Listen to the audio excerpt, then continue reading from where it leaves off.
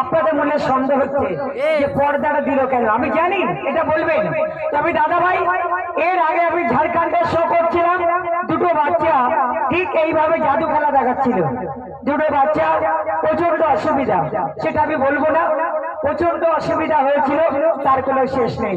তা যাই হোক, ছোট ছোট বাচ্চাদের জন্য আমি মুখের পর্দাটা দিয়েছি, আমি খুলে দেখাবো, কোনো অসুবিধা নেই, খুলে দেখাবো। আর আপনারা যতক্ষণ না লাগাতে বলবেন ওইভাবে থাকবে। খুলে হচ্ছে কেন?